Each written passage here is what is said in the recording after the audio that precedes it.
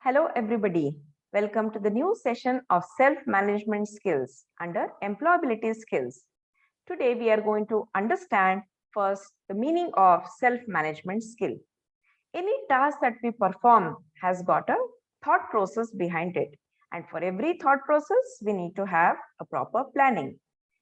So, managing oneself in order to achieve the desired goals and targets is called self-management. Let us take the example of students. If they want to prepare for the exams, what do? They start buying the books, take the necessary resources, ask the teacher their doubts, set up a proper timetable, and they start preparing for the examination. The desired goal to be achieved is a good marks in the examination. So every self-management exercise involves management of resources, time management, identifying goals to achieve and prioritizing the goals. So self-management involves thought process behind it, as I told you, which gives rise to a plan in order to accomplish a task. Here, the task might be preparing for an examination or getting up in the morning, going to jogging or going to gym or cleaning the house, anything for accomplishing any task, there is a thought process behind it. And this thought process, in order to achieve the target, gives rise to a great deal of discipline and self-motivation. So it's very important to understand the importance of self-management if you want to achieve the targets that is in the front of us.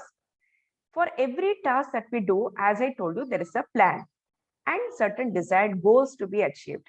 So if those goals are not achieved, many people, what do? They start blaming the circumstances, other people, their luck, and so many things. But it is not so. So every plan that we have, if we have the desired goals to be achieved, it requires a proper planning, proper skill management is required. And that skill management is nothing but the self-management skill. So what are the benefits of self-management?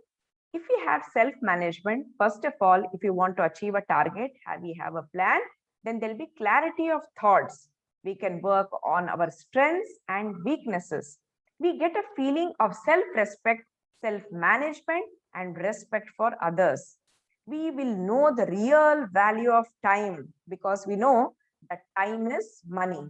Smart working than hard working. We see that many people work for 10 hours, 12 hours, but they do not achieve the required desired goals. Achieving success is not one. Going to the desired goal and enjoying the process of that is also a kind of success. So many people, they work hard, but they don't try to achieve it because they're not working smartly. Better achievement rate is also there if you have the self-management skills, self-discipline, social popularity, admiration, and inspiring personality. So, and then we get success in studies, sports, or career. So all these things are the major benefits of self-management. So self-management approach varies from person to person, situation to situation, domain, place, and many more factors. Let us take the example of a doctor. So what is the self-management skill a doctor should have? He should have proper time management so that he can see many patients. He should be fit and fine. They should have the latest knowledge about the diseases and cures that is available. If we take the example of a teacher should be well planned, what lessons should be taught in the class, what are the exercises to be done. And for a student, self-management varies from person to person. As I told you, for a student, what is required? Proper timetable, what are the subjects that is well known, which subjects are very big. So it varies from person to person, situation to situation, domain to domain. But for every one of us, irrespective of whichever course we are doing, whichever class we are studying, whichever career we are following, we will require self-management skills in order to achieve our desired goals. So there are two key elements of self-management. The first one is called as identifying goals and planning, and the second one is called as organizing. So let us see what is the process or the steps for identifying the goals and planning. After we decide what we want to achieve, then we have to do the following processes. Say, suppose I want to reduce my weight. So that is the goal that I want to achieve or the dream that I have. So set the goal, be writing your desire, ambition, dream, everything. Then split your goal into monthly, weekly, and daily targets. Plan out what will you do to achieve daily targets. So after you break up the targets, you know today what I'm going to achieve in the morning, in the afternoon, in the night, or in the evening. So you have a proper plan. Plan for your recreation so that your mind is refreshed. This is very, very important, viewers, that if we don't have the recreation, then we'll be so much bogged down with all our targets that we may not be able to achieve.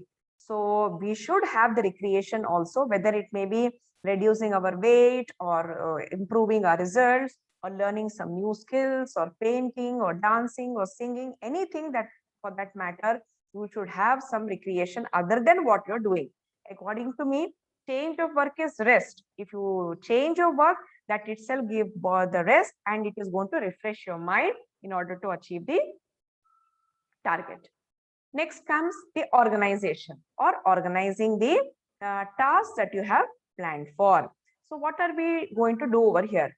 After we set our goals and targets, we begin acting out on plans. So once we start acting out on plans, during the process, we may face unanticipated barriers and hurdles. This is very, very common. So today morning, I have decided that I'll go for jogging, but I see that it has already started raining. So what I'm going to do, I'm going to just sit in my house and wait for the rain to stop, or inside the house only I'm going to do some exercises. So once these hurdles and barriers keeps coming, we should not stop our planning, or we should not stop achieving our targets. We should continue. So now next step is to do what? To measure our progress. This can be done by targets. We can manage what we can measure. Obviously, whenever we measure something, we know whether it is going upwards or downwards. So we can manage what we can measure. So our targets should have the following characteristics which make them SMART. Here, SMART in the sense SMART is an abbreviation for the following terms, which means our targets should be specific, it should be measurable, it should be achievable, it should be realistic, it should be time bound, it should be controlling, and it should be reflecting. So these are the characteristics of organizing our targets. So that's it for today's session. We have thoroughly understood why we require self-management skills, whether we are a student or a doctor or an engineer or a teacher, or for that any person doing anything in this world will require self-management skills for proper planning and for achieving the desired goals. In the next video session, we are going to thoroughly understand these SMART skills, that is specific, measurable, achievable, realistic, time-bound, controlling, and reflecting. Till then, viewers, take care and bye-bye.